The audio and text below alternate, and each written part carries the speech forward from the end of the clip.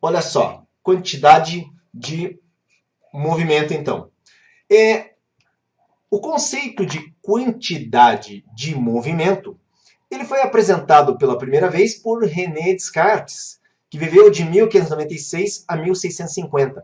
Porém, digamos que René Descartes ele quase chegou no conceito da quantidade de movimento. Ele apresentou na sua época como sendo o volume multiplicado por velocidade. O Descartes ele apresenta esse conceito de forma praticamente filosófica. Os físicos naquela época estavam preocupados em justamente determinar uma quantidade de movimento para qualquer corpo. Então, pensando na quantidade de movimento que os corpos tinham, a proposta do Descartes foi multiplicar o volume, então, do corpo pela sua velocidade. A forma definitiva do conceito de quantidade de movimento foi apresentado por Isaac Newton, tá? E o Isaac Newton, naquela época, ele também foi quem explicou o conceito de massa associando com a ideia da inércia. Inércia corresponde à tendência que os corpos apresentam, veja bem, tendência que os corpos apresentam em preservar o seu estado primário. Isso quer dizer que se o corpo está em repouso, ele tende a continuar em repouso. Se o corpo está em movimento, ele tende a continuar em movimento. Então, a inércia é uma espécie de teimosia que os corpos têm em preservar o seu estado primário, seja de repouso, seja de movimento. E o Newton, então, consegue aí associar a massa dos corpos a essa ideia de inércia. E a quantidade de movimento, ele coloca, então, da forma que nós utilizamos até hoje, como sendo um produto da massa pela velocidade. No sistema internacional, a massa dada em quilogramas e a velocidade em metros por segundo. Mas o conceito, no caso de conservação da quantidade de movimento, foi demonstrado, tá, somente em 1668 por John Wallis. Então, aqui nós temos alguns exemplos da conservação da quantidade de movimento. Aqui no caso, isso aqui é um biscuit, né? Serve para enfeitar aí a casa de muitas pessoas, mas esse brinquedinho com essas bolinhas, considera-se que elas têm exatamente a mesma massa, o atrito é minimizado. Então, quando nós abandonamos a primeira bolinha e ela bate no conjunto de bolinhas, o que, que acontece? Ela fica em repouso, ela e as próximas três, e a última bolinha, ela entra em movimento. O que, que aconteceu aqui? Aconteceu aqui uma transferência da quantidade de movimento da primeira bolinha para a última. E esse brinquedinho, o que acontece com ele é que a primeira bolinha vem e bate, a última bolinha, sai, e quando ela retorna, ela, no caso, transfere novamente para a primeira, e fica uma transferência da primeira para a última. E nós temos ali, então, a ideia da conservação da quantidade de movimento. Esse termo quantidade de movimento também pode ser tratado por momento linear, tá? Então, quantidade de movimento, o pessoal da graduação usa como momento linear. E aqui tem um exemplo que eu coloquei ali do Clash Royale, que o exemplo clássico do canhão, em que quando ele dispara a bala, o projétil, o que, que acontece? O projétil é movimentado para frente e o canhão sofre um recuo, tá ok? Olha só, se tiver dúvidas, coloca nos comentários que a gente responde, tá? Coloca nos comentários que a gente responde, não fica com dúvidas, que eu estou aqui nessa live justamente para interagir com vocês, para responder a essas dúvidas quando elas surgem. Então, olha só. Aqui, continuando a ideia da conservação da quantidade de movimento, eu coloquei aqui um exemplo. Então, nós temos um astronauta de massa m, e ele segura um objeto qualquer aqui, eu coloquei um paralelepípedo de massa mzinho, e nós dizemos que a quantidade de movimento antes é igual à quantidade de movimento depois. o que seria a quantidade de movimento antes? Então, seria aqui, nós multiplicarmos, no caso, a massa, como o astronauta segura o objeto, então nós fazemos uma soma dessas massas. Massa do astronauta mais massa do objeto, isso multiplicado pela velocidade que, então, o conjunto astronauta e objeto tem. Isso é a quantidade de movimento antes. Depois disso, o que nós temos? Quando o astronauta ele lança o objeto, pela terceira lei de Newton, se ele empurra o objeto reage e empurra o astronauta. Com isso, então, o astronauta, ele aqui tem uma quantidade de movimento, no caso final, que seria dado pela multiplicação da sua massa M maiúscula pela sua velocidade, e a caixa também. Então, massa dessa caixa, desse objeto, vezes a velocidade desse corpo, dessa caixa. E essas duas quantidades correspondem aí à quantidade de movimento depois. Então, perceba que aqui eu tenho a quantidade de movimento do astronauta, a quantidade de movimento da caixa, que somados dá a quantidade de movimento depois. E antes, eu tenho aqui no meu exemplo, o astronauta segurando a caixa. Se eles estiverem em movimento, então, eu multiplico pela velocidade. Se eles estiverem em repouso, então, quando nós multiplicarmos por uma velocidade zero, a quantidade de movimento antes será zero. Mas aqui eu quero que você perceba, então, qual é a ideia da quantidade de movimento antes ser igual à quantidade de movimento depois. Aqui tem mais um detalhe que é importantíssimo lembrar. Velocidade é grandeza vetorial, certo? Então, velocidade é grandeza vetorial. E sendo grandeza vetorial, você terá de considerar o sentido de movimento do corpo atribuindo um sinal. Então, normalmente, eu costumo utilizar aqui, quando o corpo se movimenta para o lado direito, eu costumo atribuir sinal positivo para o movimento para o lado direito. E no caso aqui, o astronauta, ele movimentando-se para o lado esquerdo, seria atribuído para ele um sinal negativo. Bom, então, a aplicação da conservação da quantidade de movimento, nós iremos fazer daqui a pouquinho nos exercícios que eu programei para essa aula.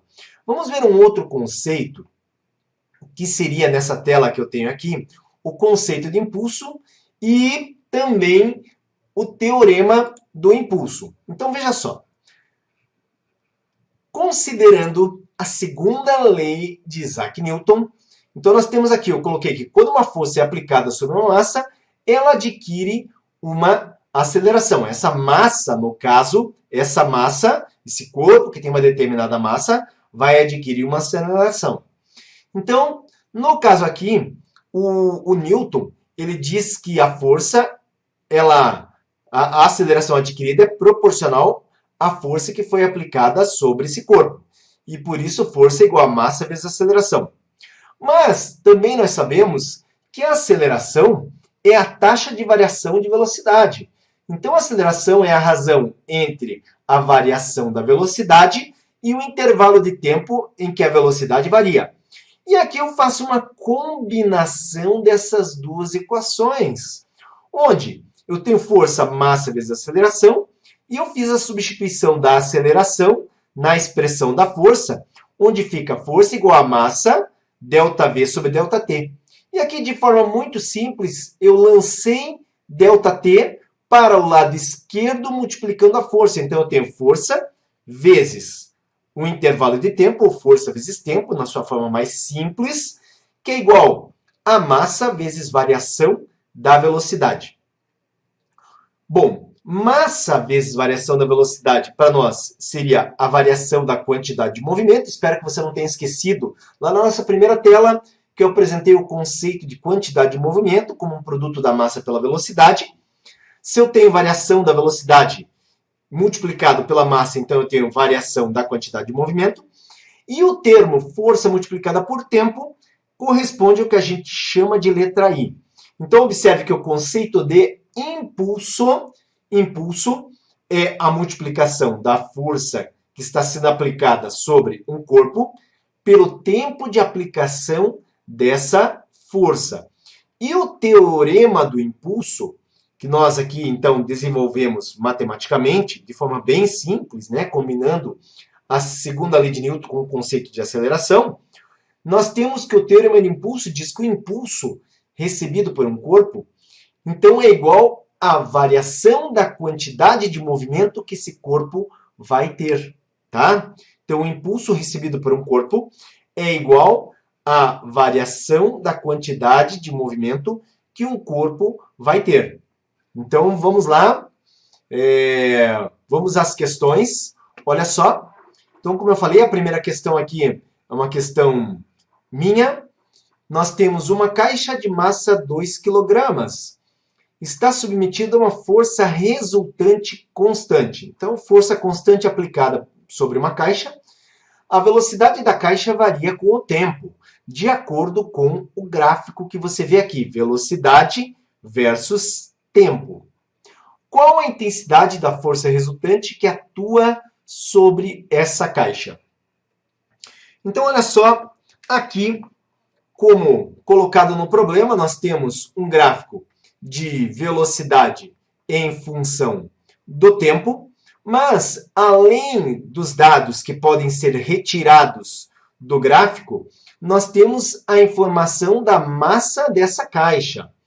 Então, pelo que nós vimos, o conceito que eu apresentei para vocês, aqui nós podemos aplicar o teorema do impulso. Por quê?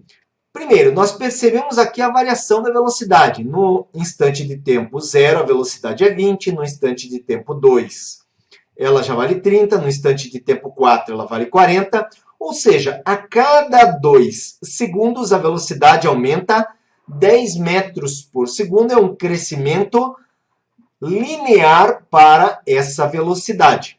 Aqui eu posso, então, dizer que o impulso recebido pela caixa é igual à variação da quantidade de movimento dessa caixa, ΔQ, certo? E, no caso aqui, nós vimos também que o impulso é um produto da força aplicada a um corpo multiplicado pelo tempo que essa força fica em contato com esse corpo. A variação da quantidade de movimento nós podemos considerar a massa multiplicada pela variação da velocidade, pela diferença de velocidade.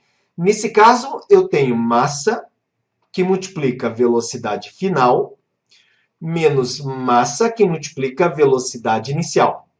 Aqui é muito importante que você note que como nós temos essa reta linear, então o que acontece? Isso aqui é característica de uma força constante, tá? De uma aceleração constante e, consequentemente, de uma força constante. Eu posso considerar qualquer intervalo de tempo. E por intervalo de tempo que eu selecionar, eu vejo lá qual seria a sua velocidade final e também inicial. Nesse caso aqui, eu vou considerar o meu instante de tempo 0, tá? Onde a velocidade seria, no caso, 20, então. E vou considerar o instante de tempo 12. E para isso, eu tenho esse ponto aqui, cuja velocidade é 80. Então, olha só, nesse caso, substituindo, me acompanhe nesse cálculo, fazendo a substituição, nós então teremos força aplicada, é a nossa incógnita. Então, força vezes. O intervalo de tempo é de 0 até 12 segundos, então 12. Isso é igual a massa do corpo 2, vezes a velocidade, nesse caso, final, que é 80. Menos a massa 2, que multiplica a velocidade inicial, que é 20.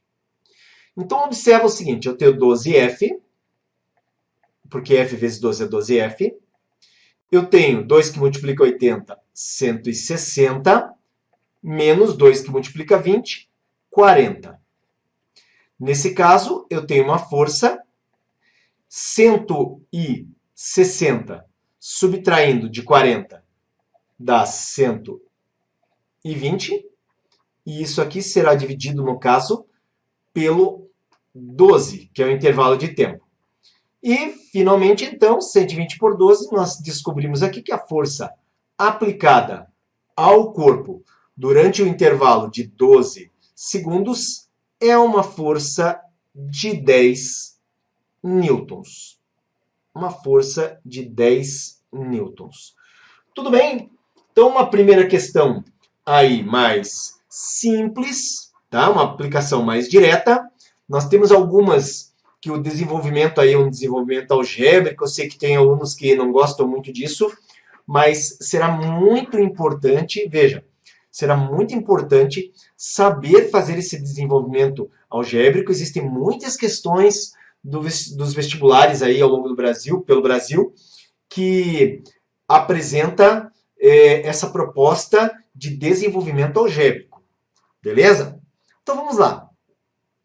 Vamos para uma segunda questão aqui que eu programei. Olha só.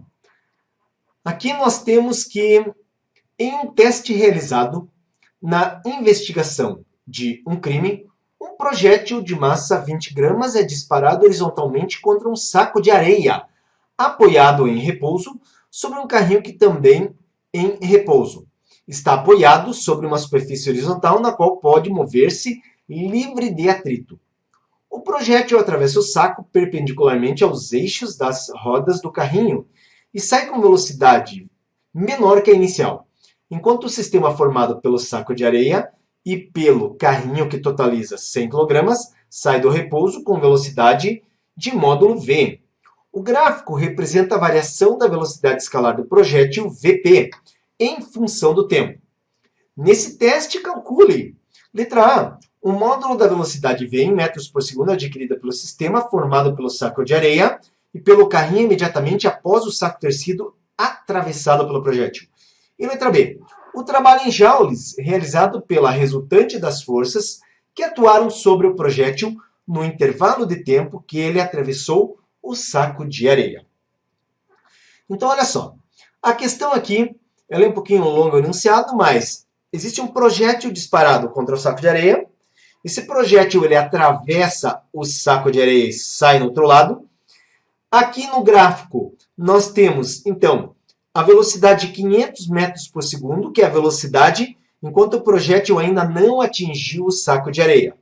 Aí nós temos uma queda da velocidade, uma queda abrupta, do valor 500 metros por segundo para apenas 80 metros por segundo, quando o projétil passa pelo interior do saco de areia. E depois do impacto, seria o projétil já fora do saco de areia, com uma velocidade de 80 metros por segundo. Então é isso que a questão traz. No item A, ele quer que nós determinemos o módulo da velocidade adquirida pelo sistema formado pelo saco de areia e pelo carrinho, imediatamente após o saco ter sido atravessado pelo projétil. Então, depois que o projétil sai do saco, qual é a velocidade adquirida pelo saco, certo? Então, olha só.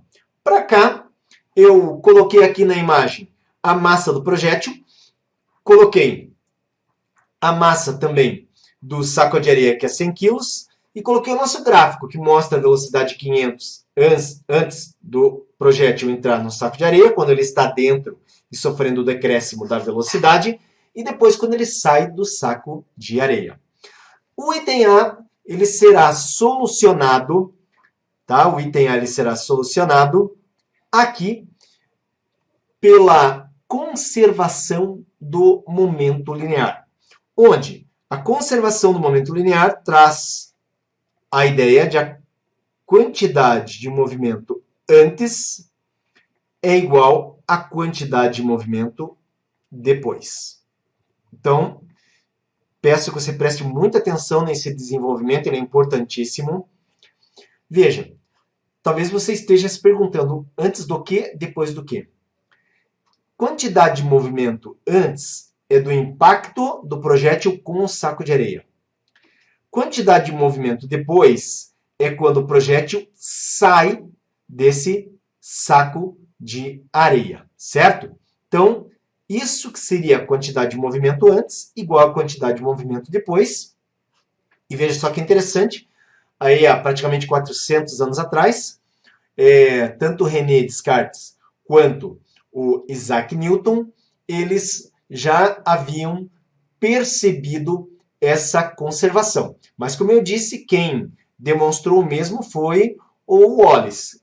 O John Wallace, inclusive, ele influenciou muito dos trabalhos de Isaac Newton, tá?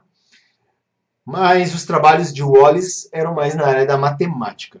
Então, olha só, a quantidade de movimento antes, nós consideramos o seguinte, o que nós temos antes? O projétil em movimento.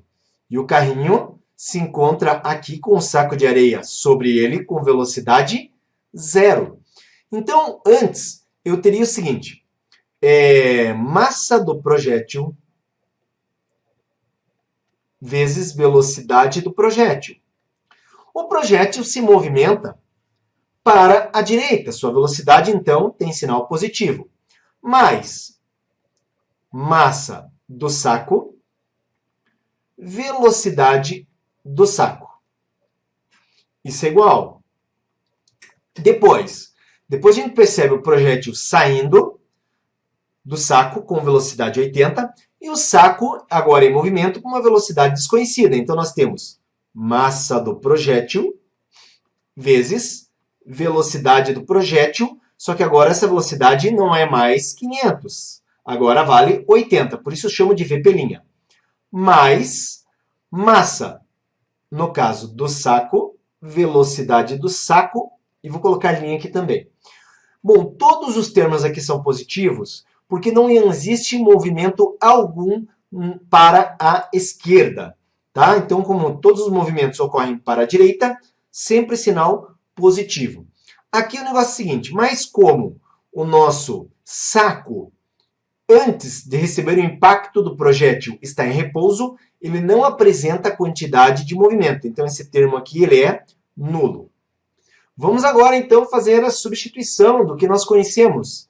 Massa do projétil 20 gramas. Atenção, você não pode utilizar em gramas. Precisa passar isso aqui para quilogramas. 20 gramas, convertendo para quilogramas, divide-se por 1.000. E nós teremos 0,02, que multiplica a velocidade do projétil antes de entrar no saco de areia 500. Isso então é igual a massa do projétil depois que ele sai do saco de areia, então 20 gramas, 0,02. A velocidade do projétil depois que ele sai é extraído do gráfico. Então esse valor é 80. Mais a massa do saco, 100 kg, vezes a velocidade que nós pretendemos determinar. Certo? Então observa aqui o seguinte, olha só. Quando eu multiplico 500 vezes 0,02, tá? Quando eu multiplico 500 vezes 0,02, eu tenho, no caso aqui, 1.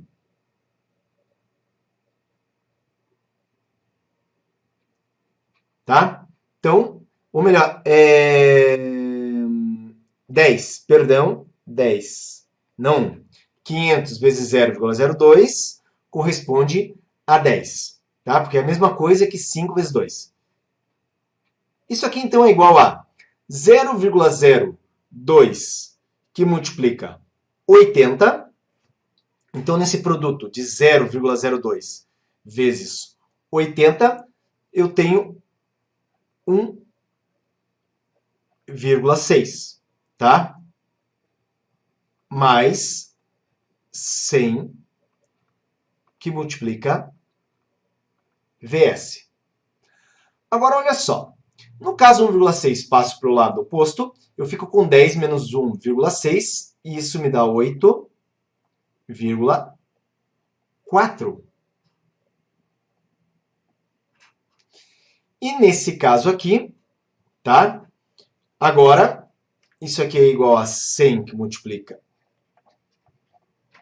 VS.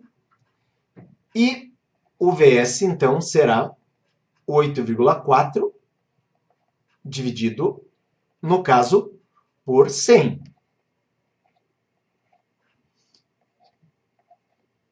E nesse caso aqui nós temos 0,01. 84 metros por segundo. Então tá aí, olha só, esse item determinado, a velocidade do saco, depois que o projétil sai dele, 0,084 metros por segundo. Tudo bem? Bom, nós vamos agora calcular o item B. E só deixa eu voltar aqui, onde nesse item B, nós precisamos determinar o trabalho realizado pela resultante das forças que atuaram sobre o projétil, no intervalo de tempo que ele atravessou o saco de areia. Então, aqui, uma questão de 2 itens, vamos relembrar o conceito de trabalho. Na verdade, a gente vai usar o teorema trabalho-energia cinética. Então, deixa eu abrir uma tela aqui para a gente, olha só. E lembrando desse teorema do trabalho-energia cinética, o trabalho, ele corresponde à variação de energia cinética experimentada por um corpo. Nesse caso aqui, o que eu tenho? O trabalho, então, é igual. Nós queremos determinar o trabalho. Variação de energia cinética. Energia cinética final, MP, velocidade final ao quadrado sobre 2, menos energia cinética inicial, MP, velocidade inicial ao quadrado sobre 2. Bom, então aqui nós temos a massa do projétil é 20 gramas. Então é 0,02. E a velocidade com que ele sai do pacote de areia era de 80, certo? Então temos aqui 80 que eu elevo ao quadrado. Isso aqui sobre 2. Menos a massa do projétil. Novamente, 0,02. A velocidade inicial era 500. Eleva ao quadrado. E eu tenho aqui sobre 2. Então, olha só. O trabalho será... Bom, gente, deixa eu bater na calculadora rapidinho isso aqui. Olha só. 80 ao quadrado, nós temos 6.400, que multiplica 0,02. 128, quando dividimos por 2, temos 64 joules. Então, 64 joules. Menos 500 ao quadrado, 250.000, que multiplica por 0,02. E, dividido por 2, nós temos 2.500. Então, 2.500. E agora, fazendo a subtração, 64 subtrai 2.500. Observe que é um trabalho negativo, porque é um trabalho de resistência ao movimento. E ele vale menos 2.436 joules. Então, está aqui. Esse é o trabalho realizado pela força resistiva, enquanto o projétil atravessa o saco de areia. Tudo bem? Nessa próxima questão, nós temos Universidade Federal do Paraná. Um trem se desloca em movimento retilíneo uniforme numa dada seção reta de trilhos.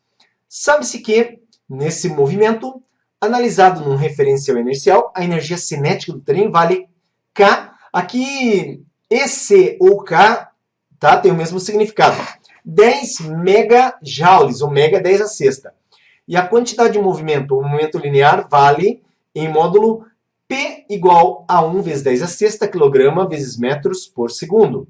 Com base nesses dados, assinale a alternativa que apresenta corretamente o valor do deslocamento realizado pelo trem no intervalo de 10 minutos, executando esse movimento. Então, olha só. Aqui, gente, primeira coisa, tá? Quando aparece K, a energia cinética EC, ela também é muito comum aparecer como K. Isso aqui está colocado como 10 megajoules. 10 megajoules, lembrando, ele corresponde a 10 vezes 10 a sexta joules. E aqui também representado pela letra P, está o chamado momento linear, que é o mesmo que quantidade de movimento. Então, a quantidade de movimento, ela foi dada como sendo 1 vezes 10 a sexta, olha só a unidade, quilogramas, vezes metros por segundo. A questão é a seguinte, ele pede que a gente determine esse deslocamento do trem. O movimento desse trem é um movimento retilíneo uniforme, então sua velocidade é constante e com base nos dados apresentados no tempo de 10 minutos, quanto que esse trem se deslocou. Vamos lembrar aqui que será importante para nós. A energia cinética, já que ele deu como K, nesse caso aqui, lembrando da equação, vou até trocar de cor. Lembrando da equação, K é igual a massa vezes velocidade ao quadrado dividido por 2. Agora eu quero que você preste atenção no seguinte, tá? O momento linear, que é P, que é a mesma coisa que a quantidade de movimento, ele é igual a m, massa que multiplica a velocidade. Tudo bem? Então, olha só. Agora vem cá, vamos trabalhar mais um pouquinho aqui. Energia cinética é massa velocidade ao quadrado sobre 2. O que me permite escrever, então, massa. E velocidade ao quadrado é V que multiplica V. Dividido por 2. Certo? Então, se nós olharmos para essa equação aqui, observe que, primeiramente, note o seguinte. Eu tenho mv,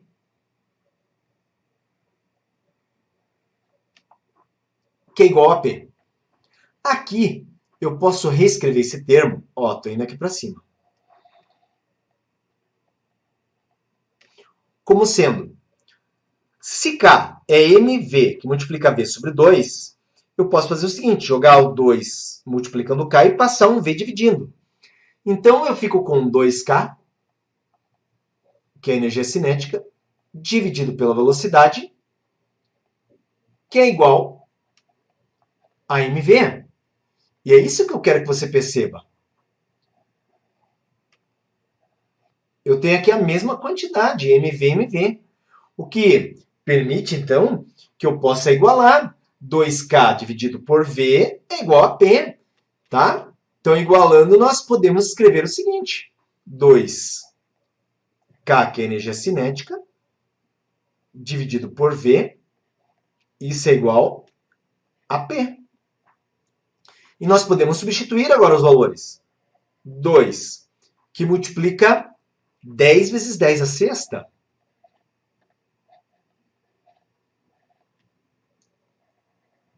Dividido pela velocidade. Isso é igual a 1 vezes 10 a sexta. Nesse caso aqui eu posso simplificar 10 a sexta. E posso jogar a velocidade multiplicando 1. Então eu chego à conclusão que a tal da velocidade constante, ela vale 2 que multiplica 10, 20 metros por segundo. Tá? E faltou um pouquinho de espaço, então eu vou ter que abrir uma nova tela para concluir essa questão. O que a questão quer que a gente determine? Qual foi o deslocamento desse trem no tempo de 10 minutos? Então, olha só.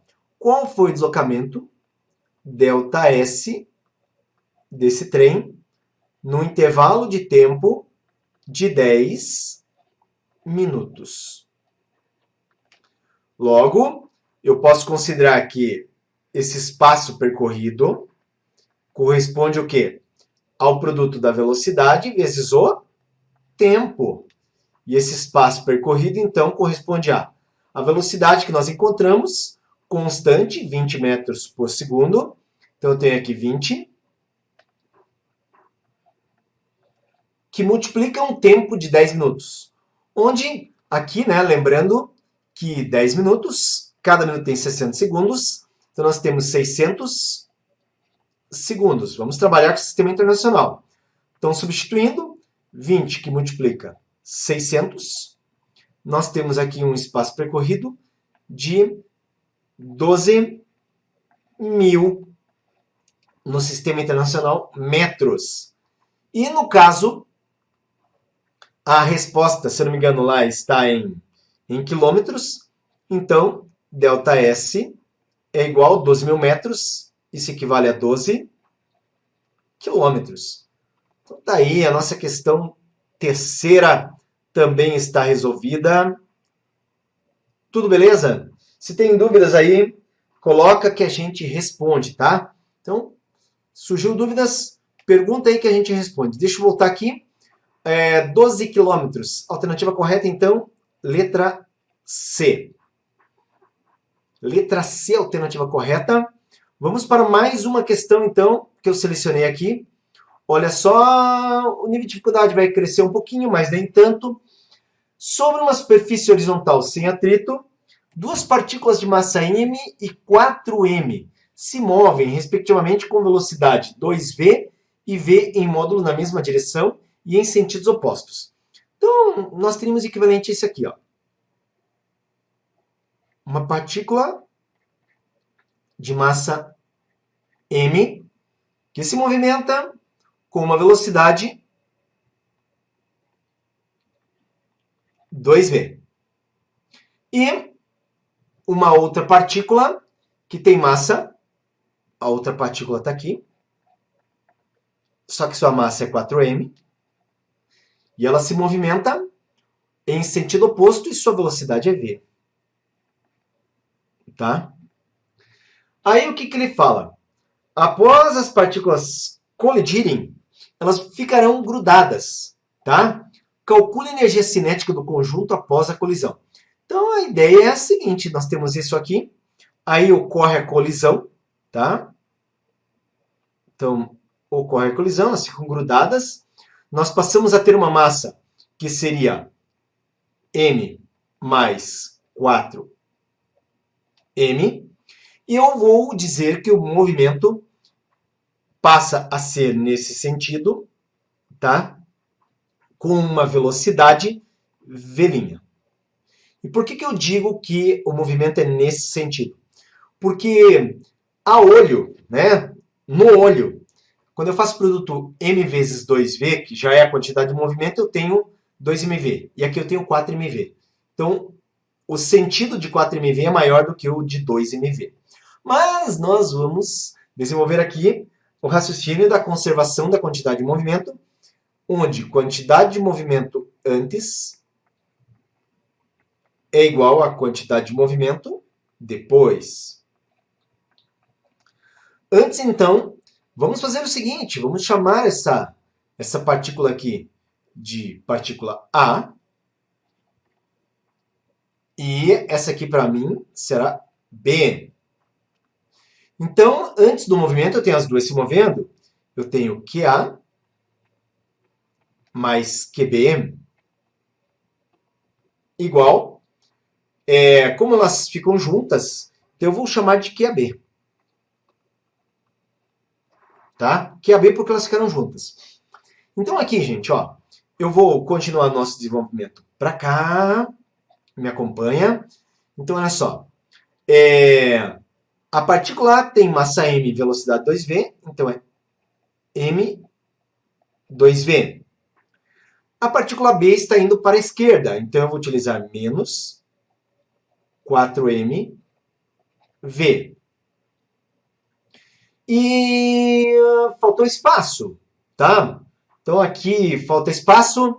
Me permita ir para uma próxima tela, tá? Deixa eu pegar uma próxima tela aqui que é melhor. Então atenção, repetindo, tá? Repetindo aqui. Eu tenho uma partícula aqui, m,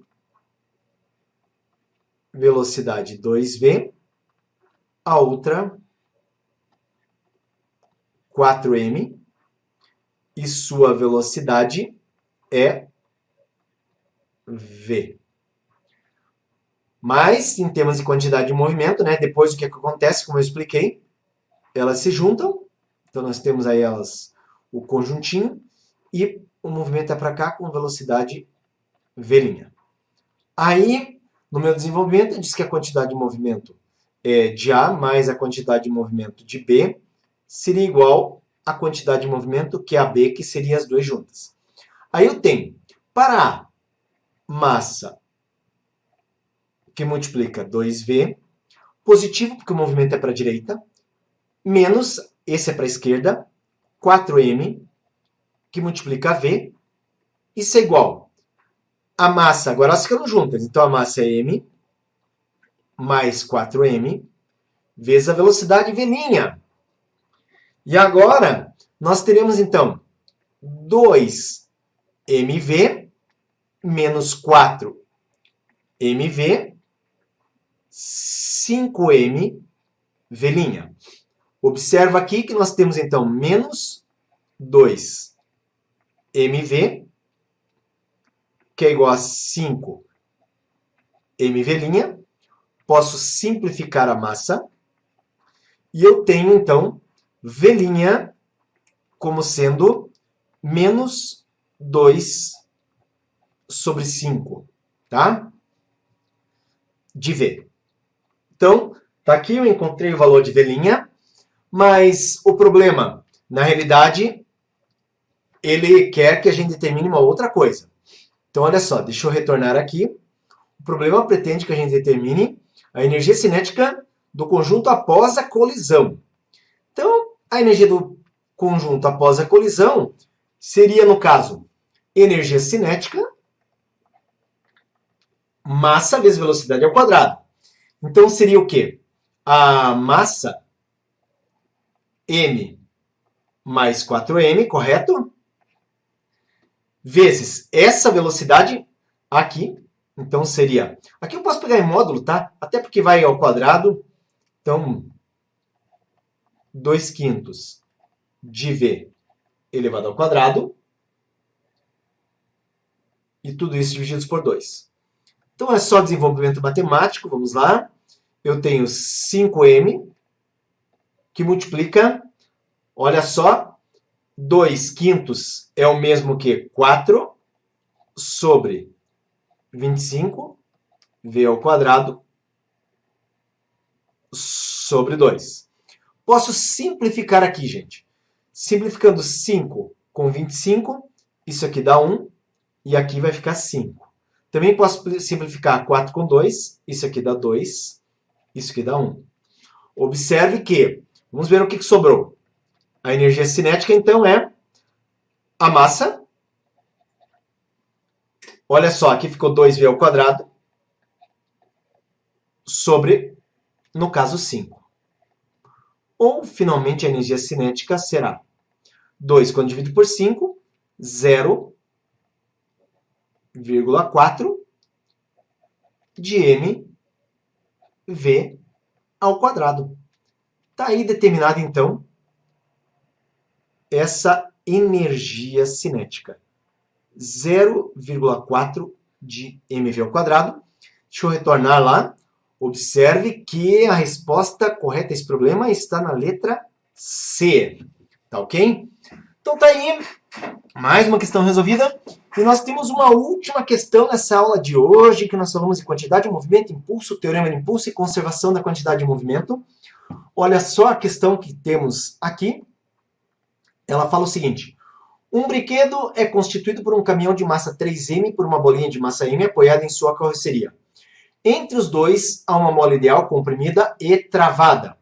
O brinquedo se encontra inicialmente em repouso sobre uma superfície plana e horizontal.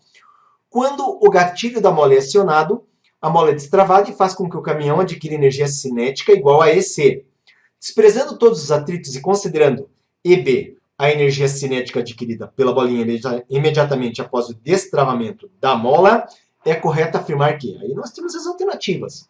Então aqui, ó, sistema todo em repouso, bolinha em repouso, caminhãozinho em repouso, tudo parado. Isso aqui é antes, tá? O evento é o disparo. Então isso aqui é antes. E depois, terceira lei de Newton, a mola libera a bolinha que vai para a esquerda, a bolinha reage e empurra a mola também, que está presa ao caminhão, e o caminhão é empurrado para a direita. Mas aqui nós temos uma conservação da quantidade de movimento, e é isso que nós vamos desenvolver para depois chegar no valor da energia cinética. Tudo bem? Então, olha só. Vamos... Quantidade de movimento antes é igual a quantidade de movimento depois. Então, na quantidade de movimento, o que eu tenho? A quantidade de movimento antes, gente, eu já posso colocar direto é zero. Por quê? Porque esse sistema aqui, ó, caminhão com a bolinha, está tudo em repouso. Velocidade zero. Quando você multiplica pela massa, vai zerar. Então, aqui é zero. Agora, depois, perceba que a bolinha sai para a esquerda. Opa, é o nosso sentido negativo, o caminhão para a direita. Então, eu tenho o quê? Eu vou colocar aqui, ó.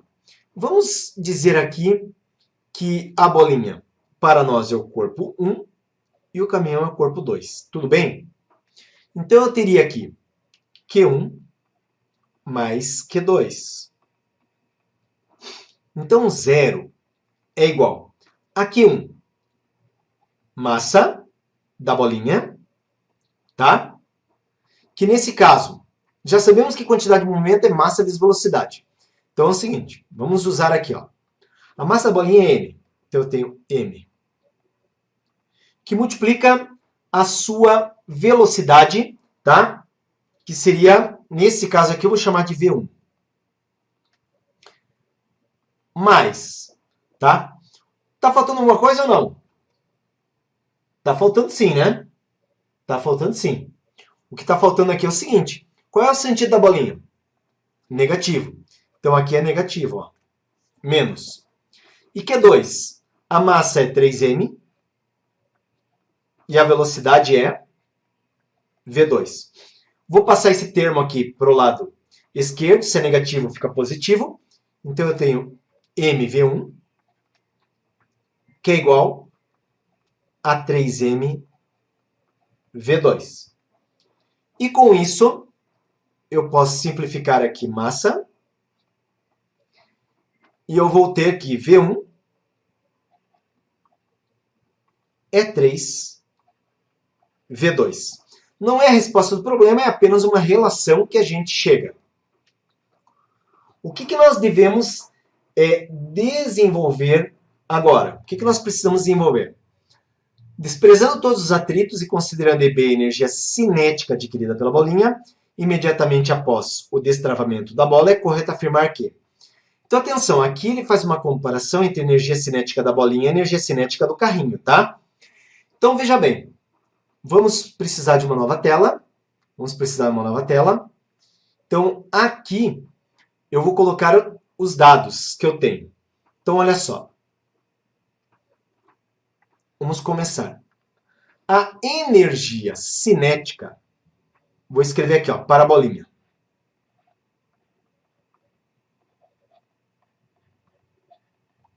A energia cinética da bolinha seria a sua massa m, vezes a sua velocidade v1 ao quadrado sobre 2, certo? Então, m, v1 ao quadrado sobre 2. Agora, vamos pegar o carrinho. Então, o carrinho, ele tem uma energia cinética que são 3m na massa. E nós temos aqui uma velocidade v2 ao quadrado. Isso aqui também divididos por 2. Certo? Então, primeira coisa. Voltemos aqui. Nós precisamos dizer qual é a energia cinética da bolinha, tá? Em função da energia cinética do carrinho. Então, eu vou fazer o seguinte. Aqui na bolinha, eu tenho essa relação que eu já obtive aqui, que V1 é 3V2. Então, eu vou fazer a substituição. No nosso desenvolvimento, então, nós temos que a energia cinética da bolinha é massa que multiplica, então, 3V2 ao quadrado dividido por 2. E com isso, eu tenho uma energia cinética da bolinha que eu vou escrever assim, ó. 3 ao quadrado é 9. Só que 3 ao quadrado não é 3 vezes 3? Então eu vou colocar aqui na frente, ó, 3 vezes 3 mv2 ao quadrado sobre 2. Ah, professor, você deixou esse 3 fora, não tem problema nenhum, porque é uma multiplicação. Mas aqui eu quero que você perceba o seguinte, olha isso aqui.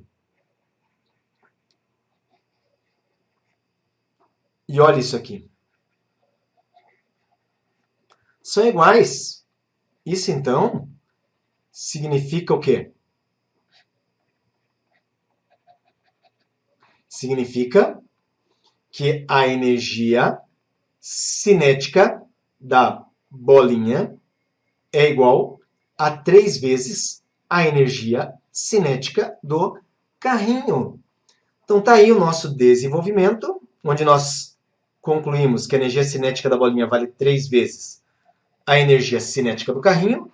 Então tá aí resolvida essa questão. Espera aí, vamos voltar lá. Tá? E a alternativa correta é a letra D.